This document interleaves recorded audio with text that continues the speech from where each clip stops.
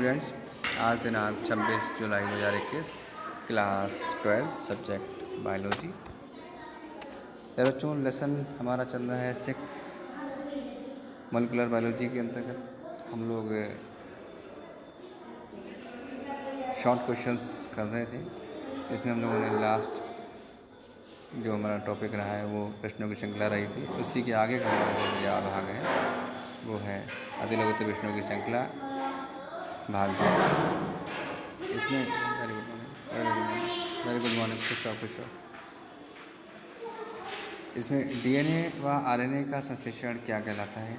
तो डीएनए वह नहीं होगा, डीएनए से आरएनए का संश्लेषण क्या कहलाता है? तो देखिए, मैंने आपको बताया था इसमें 2 पार्ट होते हैं। जब डीएनए से प्रोटीन बनती है तो उसमें पहले डीएनए से आरएनए बनेगा यानी एमआरएनए बनेगा, और एमआरएनए से फिर प्रोटीन संश्लेषण होगा। तो ये पूरा प्रोसेस क्या कहलाता है? सेंट्रल डोग्मा कहलाता है। सेंट्रल डोग्मा कहलाता है। लेकिन यहाँ बात पूछी है कि डीएनए से आरएनए का संश्लेषण क्या कहलाता है? तो इसमें 2 प्रोसेस हैं। पहला होता है ट्रांसक्रिप्शन, देन ट्रांसलेशन। तो उसको हम लोग ट्रांसक्रिप्शन कहते हैं, अनुलेखन कहते हैं, ट्रांसक्रिप्शन कहते हैं। नेक्स्ट क्वेश्चन है, वह विशिष्ट क्रम जो न्यूक्लियोटाइड में मिलता है क्या कहलाता है? यानी कि कहने का मतलब यह है कि जो न्यूक्लियोटाइड है वो एक सीक्वेंस बनाता है। मान लीजिए आपने सुना होगा, मैंने आपको डीएनए पढ़ाया था, डीएनए में देखा था आपने एडेनिन, थाइमिन, ग्वानिन, यूरेसिल। तो इस प्रकार से तो एडेनिन, थाइमिन, ग्वानिन, साइटोसिन, तो ये क्या बनाते हैं? एक कोड बनाते हैं। 3 न्यूक्लियोटाइड मिलकर एक कोड बनाते हैं जिसको हम लोग जेनेटिक कोड कहते हैं। जैसे हिंदी में लिखा हुआ है यहाँ पे आनुवंशिक संकेत या जेनेटिक कोड। ठीक है, वो कोड क्या करता है? वो किसी अमीनो अम्ल के लिए परफॉर्म करता है। ठीक है, फिर नेक्स्ट है कूट, यानी कि कोड को परिभाषित कीजिए। कूट क्या है? अभी बात चली थी जेनेटिक कोड की बात चली, तो अभी आपने देखा है कोड क्या होता है? नाइट्रोजनस बेस का नाम। तो नाइट्रोजनस बेस से निर्मित एक ट्रिपलेट कोड जो एक विशिष्ट अमीनो अम्ल को कोड करता है, उसे क्या कहते हैं? उसे जेनेटिक कोड कहते हैं। जैसे कि मैंने आपको बताया कि AUG है, तो एडेनिन, यूरेसिल और ग्वानिन मिलकर क्या बना रहे हैं? AUG बना रहे हैं, जो मेथियोनिन के लिए कोड करेगा। मतलब जहाँ जहाँ आप देखोगे AUG लिखा हुआ है कहीं कोड सीक्वेंस में है, तो यानी कि वहाँ पे क्या होगा? वहाँ पे प्रारंभ हो जाएगा, वहाँ पे मेथियोनिन आके जुड़ जाएगा। उसके बाद है नेक्स्ट क्वेश्चन, जेनेटिक कोड की खोज किसने की थी? तो जेनेटिक कोड की खोज नीरेनबर्ग एवं मथाई ने सन 1968 में की थी। कब की थी? सन 1968 में जेनेटिक कोड की खोज की थी। बहुत इंपॉर्टेंट चीज़ है बच्चों। जेनेटिक कोड इतना इंपॉर्टेंट है कि ये आपकी पूरी बॉडी की एनाटॉमी बता देता है। जेनेटिक कोड आखिर है क्या? सूचनाएं तो है, सारी सूचनाएं। आँखों का रंग कैसा होगा, उनका रंग कैसा होगा, कि बालों का रंग कैसा होगा। ठीक है, तो सारा, और कैसे कान, कैसे स्ट्रक्चर, सब कुछ, सब जितनी बॉडी स्ट्रक्चर है वो टोटल का टोटल जो है इस जेनेटिक कोड में संचित होता है। कौन कितने हार्मोन्स बनेंगे, कितने हार्मोन्स नहीं बनेंगे, एंजाइम्स कितने बनेंगे, कैसी बॉडी बनेगी, सब। तो नेक्स्ट क्वेश्चन है हमारा, जीन की अभिव्यक्ति जीवाणु में कौन करता है? मतलब जीन जो है उसकी अभिव्यक्ति यानी बैक्टीरिया में कौन करता है? तो डीएनए तथा आरएनए दोनों ही करते हैं। ठीक है, जीन की अभिव्यक्ति। नेक्स्ट क्वेश्चन है, डीएनए के प्रत्येक कुंडल की लंबाई व 2 श्रृंखलाओं के बीच की दूरी कितनी होती है? तो देखिए, यहाँ पे 2 क्वेश्चन आ गए। कहने का मतलब है कि डीएनए के प्रत्येक कुंडल की लंबाई कितनी होती है? तो एक कुंडल, देखिए डबल हेलिक्स मतलब संरचना है, इसमें 2 पॉलीन्यूक्लियोटाइड श्रृंखलाओं का बना होता है। तो एक पॉलीन्यूक्लियोटाइड श्रृंखला, फिर दूसरी आमने सामने होती हैं। तो एक तो लंबाई की बात हो रही है, लंबाई कितनी होती है? तो लंबाई इसकी जो होती है वो 34 एंगस्ट्रॉम होती है, 34 एंगस्ट्रॉम होती है। और उस 34 एंगस्ट्रॉम में 10 बेस पेयर्स होते हैं। ठीक है, कितने? 10 बेस पेयर होते हैं। अब बात हो रही है दूसरी की 2 श्रृंखलाओं के बीच की दूरी कितनी है, यानी इसका व्यास कितना है डीएनए का? तो डीएनए का व्यास 20 एंगस्ट्रॉम होता है। ठीक है, नेक्स्ट क्वेश्चन हमारा आता है, किस वैज्ञानिक ने एमआरएनए की उपस्थिति की जानकारी दी? तो एमआरएनए की उपस्थिति की जानकारी जैकब और मोनार्ड ने दी थी।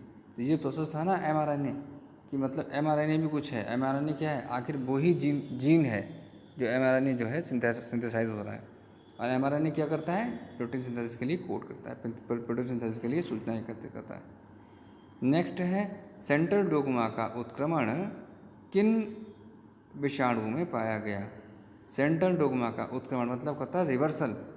रिवर्सल क्या, आपने सुना कि डीएनए से एमआरएनए बना या डीएनए से आरएनए बना, कुछ भी बना, तो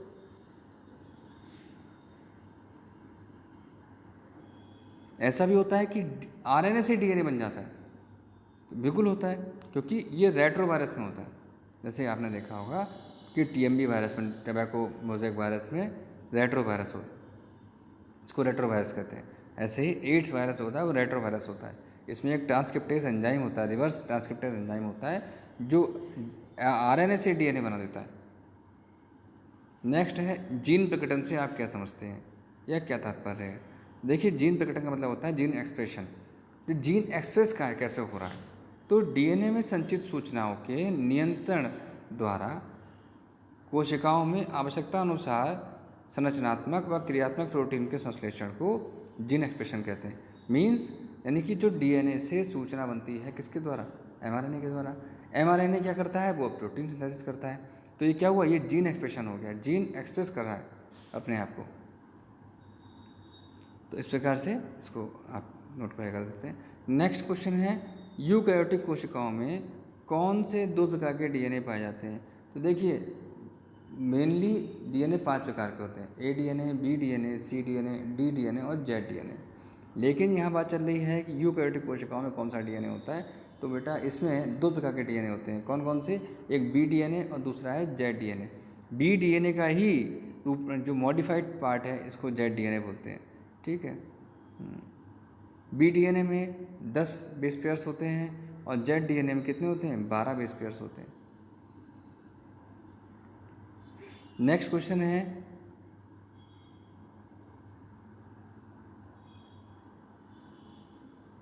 न्यूक्लियोटाइड में पाए जाने वाले प्यूरिन का नाम लिखिए। मैंने आपको बता रखा है कि नाइट्रोजनस बेस क्या होते हैं, 2 प्रकार के होते हैं, 2 प्रकार के, मुख्यतः 2 प्रकार के, कुल 4 होते हैं, मुख्यतः 2 प्रकार के होते हैं। मतलब कुल 4 हैं, लेकिन उनके भी जो ऊपर है वो दो प्रकार के। कौन कौन से, प्यूरिन और पिरिमिडिन्स। प्यूरिन के 2 और पिरिमिडिन के 2, कुल मिला के 4। तो प्यूरिन पूछा है यहाँ पे। प्यूरिन में कौन कौन से होते हैं, एडेनिन और ग्वानिन, ठीक है। एडेनिन और ग्वानिन जो है वो न्यूक्लियोटाइड के पाए जाने वाले प्यूरिन है। फिर है न्यूक्लियोटाइड में पाए जाने वाली 2 शर्कराओं का नाम लिखिए। तो राइबोस शर्करा और डीऑक्सीराइबोस शर्करा। राइबोस शर्करा से आरएनए में पाई जाती है और डीऑक्सीराइबोस शर्करा डीएनए में पाई जाती है। तो उसका सूत्र क्या है, राइबोस शर्करा का सूत्र है C5H10O5 और डीऑक्सीराइबोस शर्करा का सूत्र है C5H10O4। इसमें केवल एक O कम होता है, डीऑक्सी के नाम से लग रहा है, डीऑक्सी मतलब ऑक्सीजन का एक मॉलिक्यूल कम। नेक्स्ट है न्यूक्लियोसाइड तथा न्यूक्लियोटाइड में अंतर लिखिए। तो देखिए, जब एक न्यूक्लियोटाइड न्यूक्लिक एसिड की पूर्ण इकाई है, ठीक है, यह है पेंटोस शर्करा, यानी कि पेंटोस शुगर कौन सी है, चाहे वो डीऑक्सीराइबोस हो या राइबोस शर्करा, ठीक है। दूसरा नाइट्रोजनस बेस और तीसरा फॉस्फेट ग्रुप से मिलके बनता है। और अगर बात की जाए न्यूक्लियोसाइड की, तो एक न्यूक्लियोसाइड अणु में फॉस्फेट अणु नहीं होता है, मतलब 2 चीज़ें होती हैं कुल मिला के। इसमें 3 चीज़ें थी न्यूक्लियोटाइड में, कौन कौन सी, पेंटोस शर्करा, नाइट्रोजनस बेस और फॉस्फेट ग्रुप। अब न्यूक्लियोसाइड में क्या होगा, पेंटोस शर्करा और नाइट्रोजनस बेस, 2 चीज़ें मिलके बनती। तो और तीसरा जैसे ही उसमें फॉस्फेट जुड़ जाएगा तो क्या बन जाएगा, न्यूक्लियोटाइड बन जाएगा, ठीक है। नेक्स्ट है हमारा डीएनए अणु का द्विकुंडलित मॉडल कब और किसने दिया था। तो बच्चों आपको याद होगा 1953 में वॉटसन व क्रिक ने डीएनए का डबल हेलिक्स मॉडल प्रस्तुत किया था, जिसके लिए इन्हें नोबेल पुरस्कार भी मिला था 1965 ईस्वी में।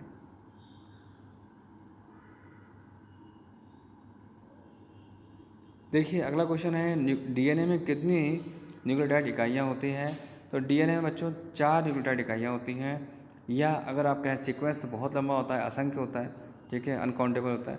लेकिन मेनली अगर कहा जाए तो 4 न्यूक्लियोटाइड इकाइयाँ होती हैं। कौन कौन सी, एडेनिन, ग्वानिन, थाइमिन और साइटोसिन, ठीक, उसके बाद है नेक्स्ट समारंभन कोडोन और समापन कोडोन के नाम लिखिए। तो समारंभन का मतलब होता है इनिशिएशन कोडोन, यानी जो शुरुआत करेगा, स्टार्ट करेगा।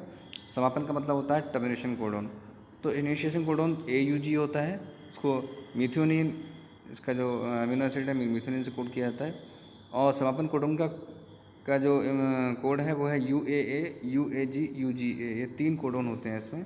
और इसमें कोई भी इसमें जो है अमीनो एसिड नहीं होता इसका। लास्ट क्वेश्चन है, DNA से DNA के निर्माण में कौन सा एंजाइम लगता है? तो DNA पॉलीमरेज। ठीक है, DNA पॉलीमरेज। जब DNA से RNA बनेगा तो क्या होगा? DNA dependent RNA polymerase. ठीक है, तो यहाँ पे बात चल रही है DNA से DNA की, तो DNA पॉलीमरेज श्रृंखला और जो एंजाइम है वही इसमें भाग लेगा। तो इसको आप लोग नोट कर लीजिएगा, याद करिएगा, इसको कॉपी पर नोट कर लीजिए, लिख लीजिएगा। चलिए, थैंक यू सो मच।